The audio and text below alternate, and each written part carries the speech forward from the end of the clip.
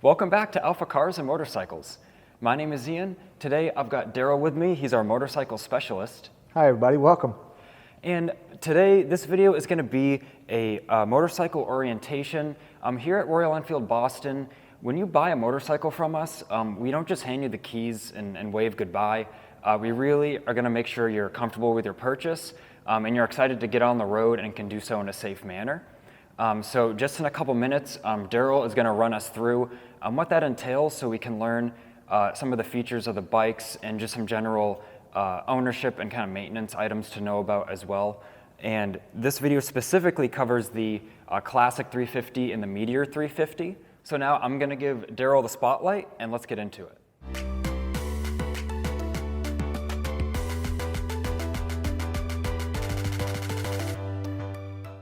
Hi everybody, welcome to Royal Enfield Boston. My name is Daryl.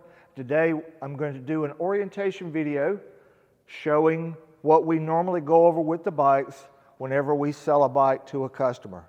So what you'll do is you're going to get the opportunity, if you haven't already purchased from us, to see what I go through in regards to presenting the motorcycle to you, going over the controls, some of the features, and just kind of getting you familiar with the motorcycle before you leave with it.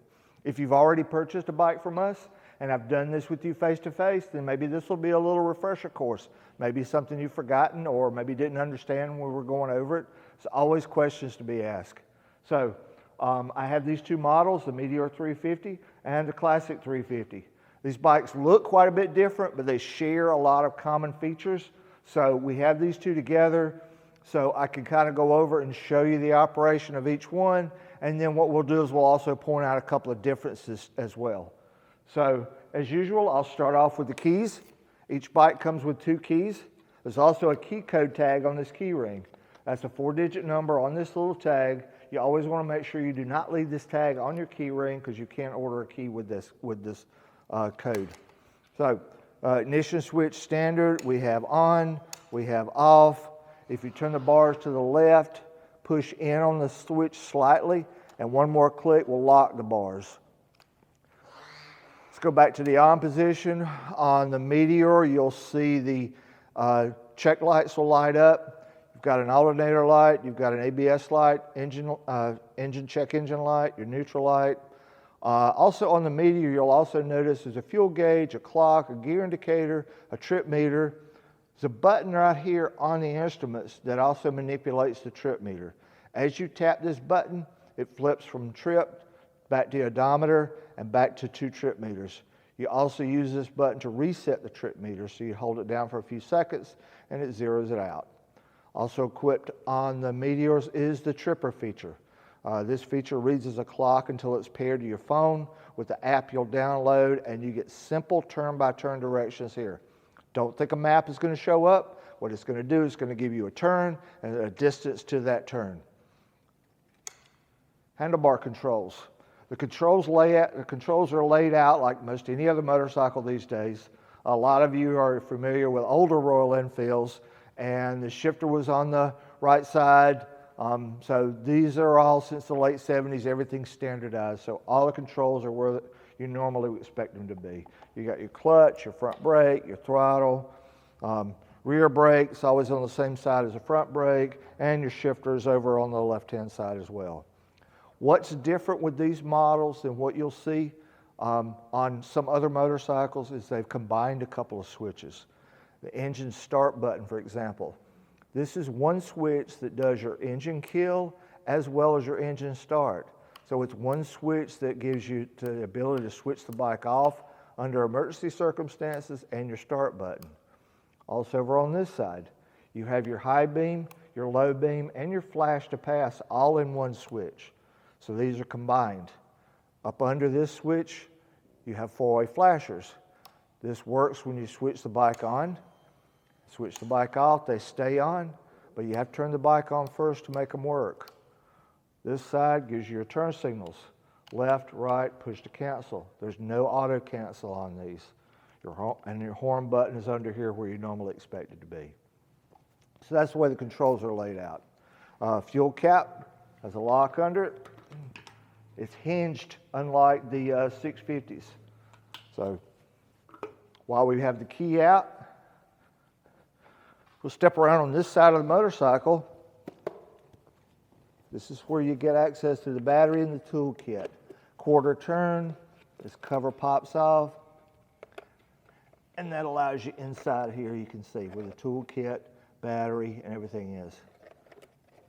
This goes back on, snap, snap, and quarter turn. While we're here as well, every motorcycle that we sell has a battery tender lead installed on it. It's usually easy to access. And what that does is allows you to be able to use a standard battery tender to maintain your bike while it's in storage. While we're in this area, right up under here is your sight glass for checking your oil. Now you'll want the bike on a center stand with it not running. You'll notice there's two embossed lines on the cover. You always want to keep your oil level between those two lines. Other features like adjustable suspension. This has shocks that you can adjust for preload. So if you have a passenger on, there's a tool in the toolkit that allows you to be able to turn this lower ring. And as you turn that ring, it puts more pressure on the spring to compensate for the weight. Your owner's manual normally on this motorcycle, when it's presented to you, is hidden behind this cover. So you'll want to pop that off. You'll want to review it.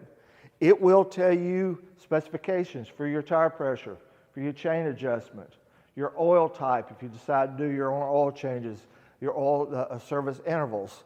All that stuff is contained in your owner's manual. Speaking of service intervals, break-in procedure on these motorcycles is first 300 to 500 miles, you'll want to do the first service. And then after that, the service is roughly run every 3,000 miles. So that's kind of how the Meteor's laid out. The Classic, like I said, is very similar.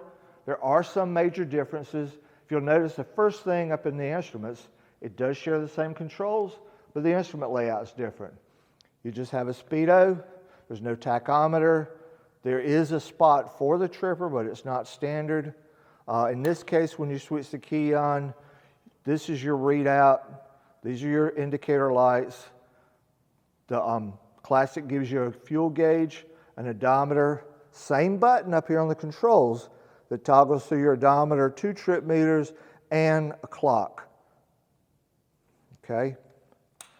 The other major difference is the access to the battery and the side covers. This one has a nice little pocket on this side that's locked. It opens up, and your owner's manual fits in here.